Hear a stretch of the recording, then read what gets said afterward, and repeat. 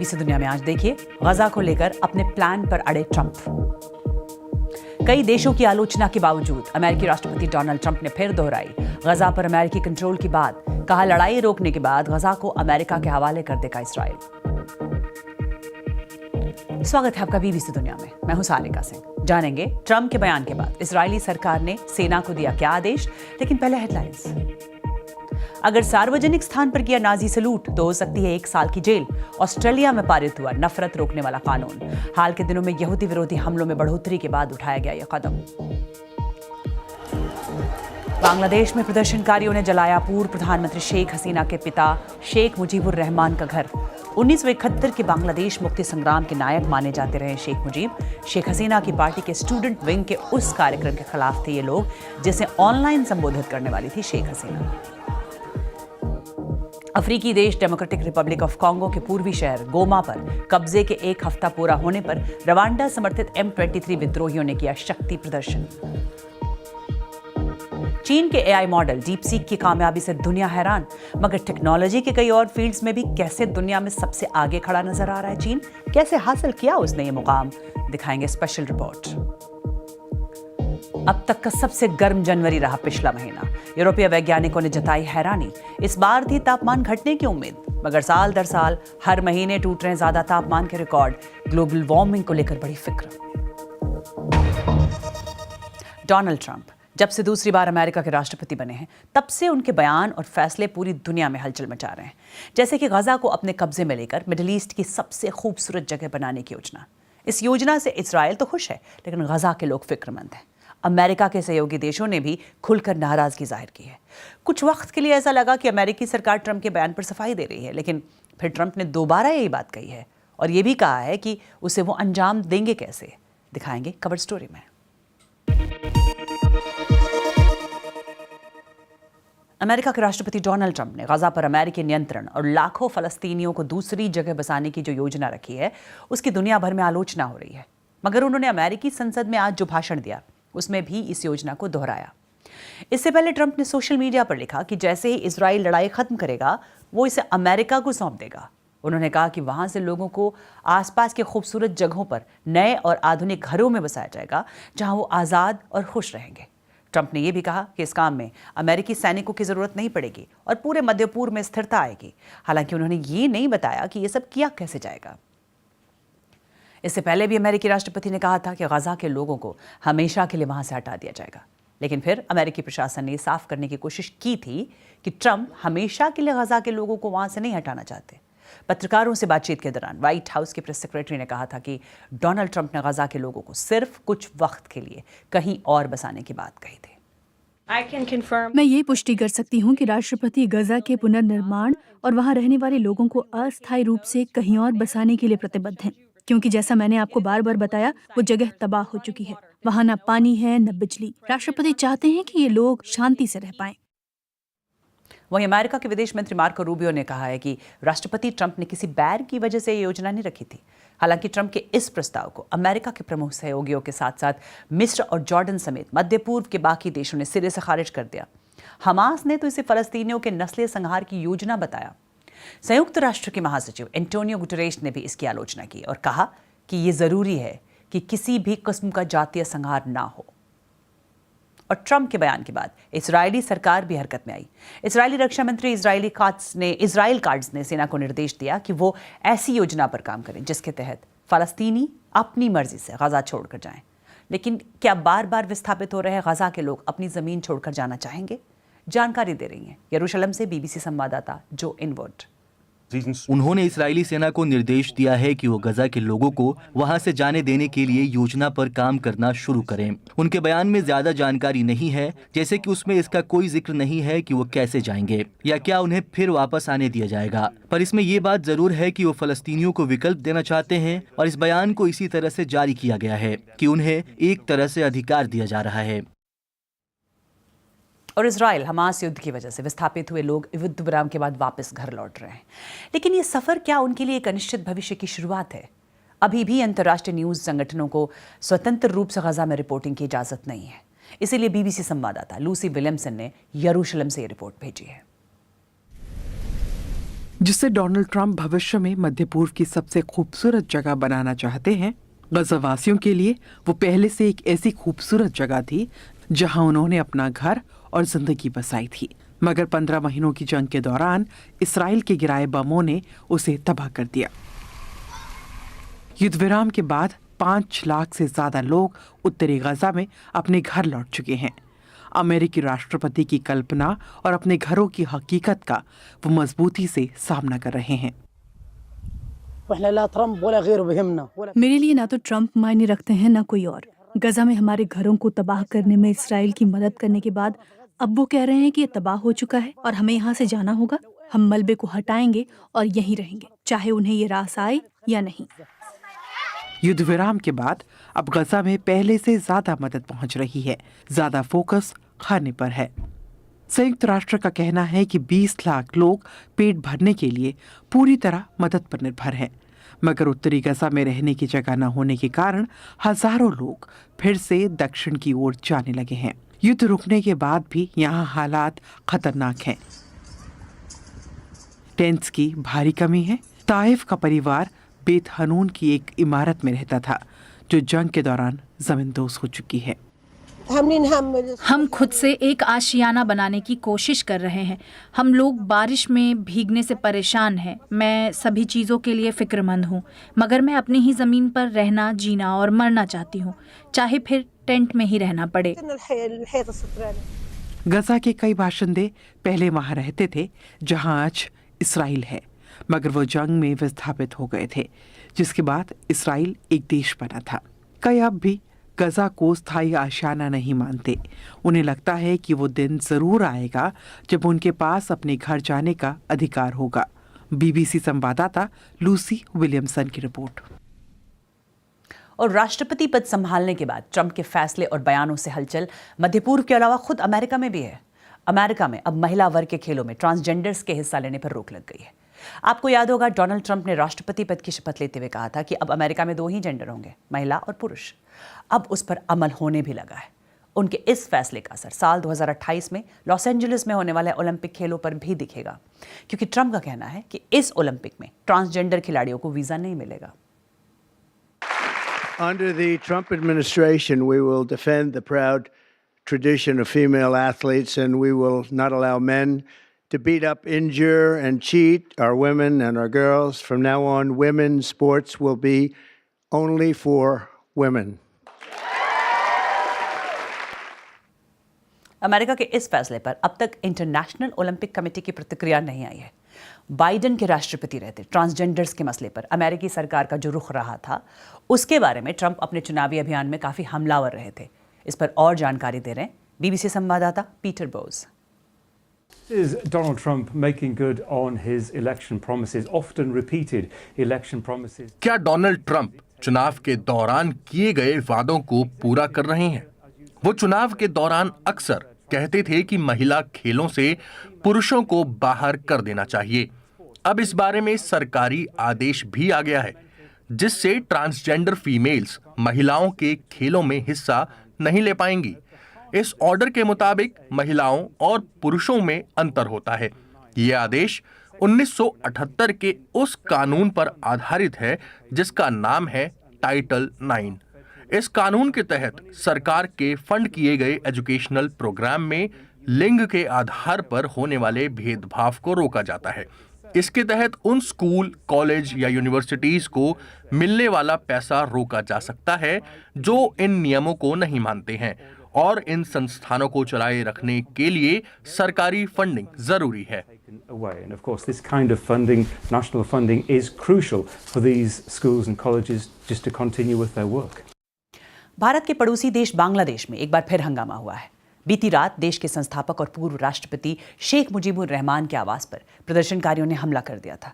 ये हमले रुके, लेकिन आज सुबह एक बार फिर शुरू हो गए।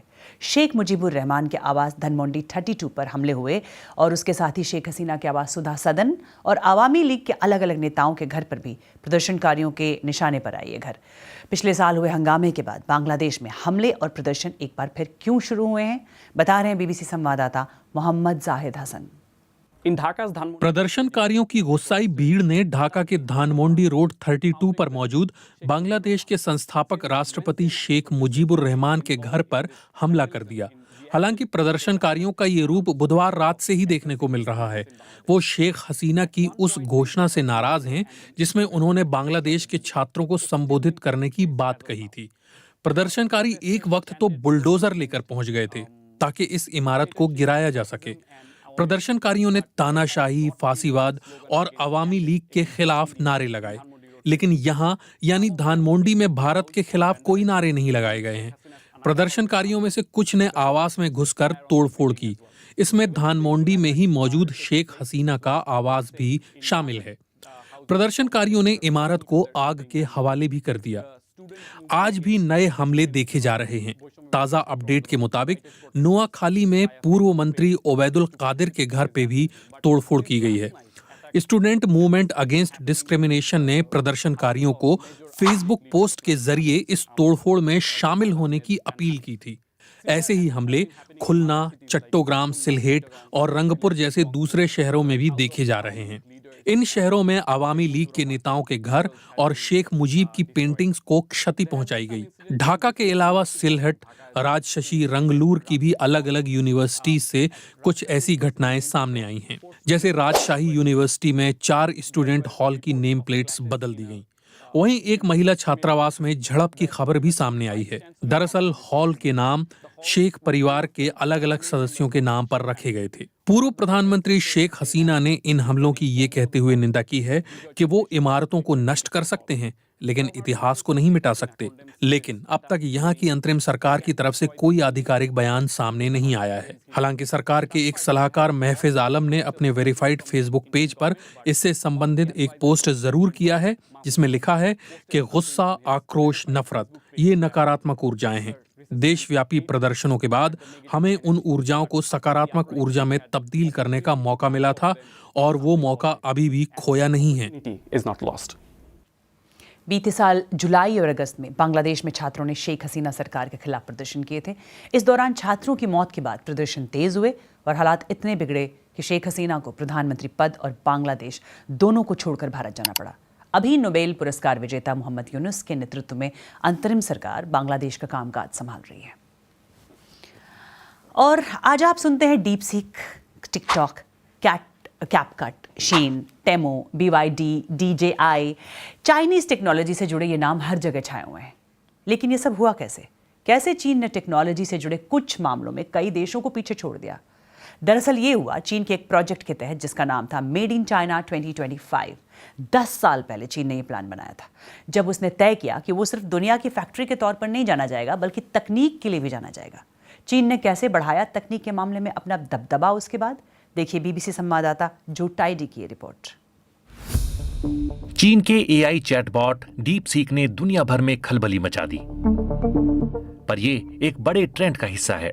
चीन के ऐप्स का दबदबा बढ़ रहा है। मिसाल के लिए टिकटॉक, कैपकट, शीन या टेमो। और फोन ही नहीं, टेक्नोलॉजी से जुड़ी दूसरी फील्ड्स में भी चीन का रुतबा बढ़ता जा रहा है। कारों को ही देख लीजिए। BYD जैसी इलेक्ट्रिक कार बनाने वाली कंपनियों की बदौलत चीन ने सबसे ज्यादा बिक्री करते हुए बाकी सभी देशों को पीछे छोड़ दिया है। इस सफलता की एक बड़ी वजह यह भी है कि दुनिया भर में अब सबसे ज्यादा बैटरीज चीन में बन रही हैं। और सोलर पैनल्स की बात करें तो ग्लोबल सप्लाई चेन में इसकी हिस्सेदारी 80 से 95% तक है। अंदाजा है कि 2028 तक दुनिया की 60% रिन्यूएबल एनर्जी चीन में ही पैदा होगी। ड्रोन के मामले में भी आसमान तक चीन का राज है। अगली बार जब आप अपने सिर के ऊपर ऐसी आवाज सुने तो 70% संभावना ये होगी कि ये शेंजियन शहर में बना DJI का ड्रोन होगा। दुनिया की टॉप 10 ड्रोन बनाने वाली कंपनियों में से 3 चीन की हैं। तो चीन ने ये सब किया कैसे? दरअसल ये लंबे समय के लिए बनाई गई योजना का हिस्सा है।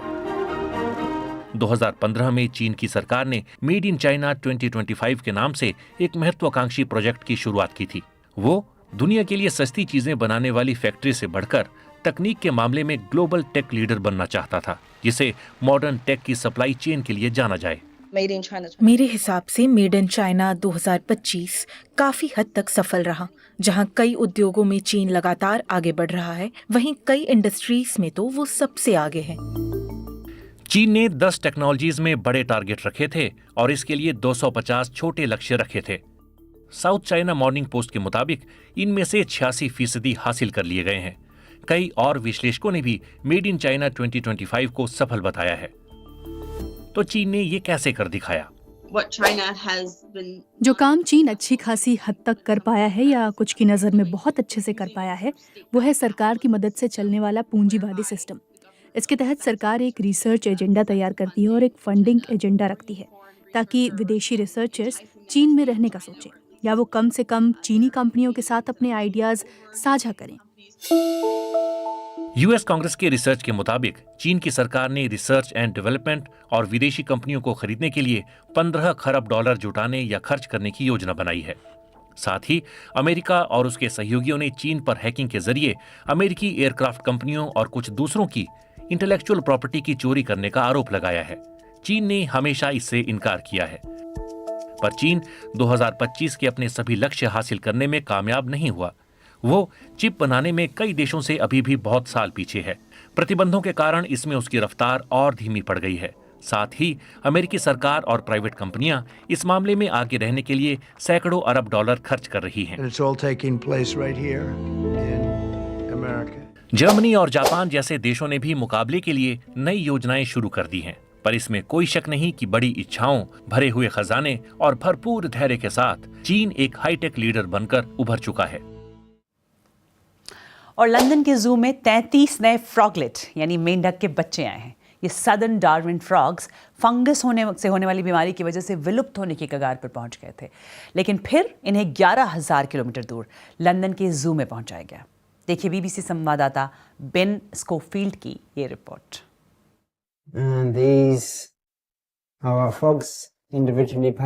फंगस से खतरे में पड़े इन छोटे मेंढकों को बचाने के लिए 11,000 किलोमीटर में मिशन चलाया गया। अनोखी बात यह कि इस प्रजाति के मेंढक अपनी अगली पीढ़ी को अपने गले में रखकर तैयार करते हैं। मादा मेंढक अंडे देती है और नर छोटे टेडपोल्स को अपने गले में बनी थैली में रखकर बड़ा करते हैं। लंदन जू ने ऐसे 53 मेंढकों को बचाया जो एक जानलेवा फंगस की वजह से खतरे में थे। इनके साथ उनके कई बच्चे भी थे। वो यहीं पैदा हुए। हमारे पास 11 नर मेंढक हैं जिन्होंने 33 बच्चे तैयार किए हैं। हम काफी एक्साइटेड हैं। ये हमारे लिए, हमारे जू के लिए बहुत बड़ी बात है। बाहर जंगल में जो भी हो, कम से कम इन्हें तो बचा पाए। 3 सेंटीमीटर से भी छोटे से मेंढक तब तक जू में रहेंगे जब तक कि ये दोबारा अपने जंगल में जाने लायक नहीं हो जाते। बीबीसी संवाददाता बेन स्कोफील्ड की रिपोर्ट। और अब दुनिया भर के कुछ और खबरें बीबीसी राउंडअप में।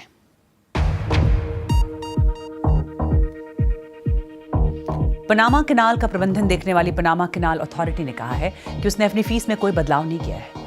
इससे पहले अमेरिकी विदेश मंत्रालय ने कहा था कि अमेरिकी सरकार के जहाजों को पनामा में कोई फीस नहीं देनी होगी।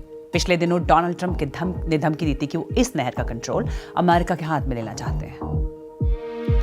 ऑस्ट्रेलिया के वैज्ञानिकों ने IVF टेक्निक से पहली बार कंगारू का भ्रूण तैयार किया है। यह यूनिवर्सिटी ऑफ क्वींसलैंड में किया गया है। कंगारू वैसे तो विलुप्त होने के खतरे में नहीं है, लेकिन शोधकर्ताओं के लिए यह बड़ी उपलब्धि इसलिए है क्योंकि इसी तकनीक की मदद से वो कोआला और दूसरे कई जीवों को बचा सकते हैं जो विलुप्त होने की कगार पर है।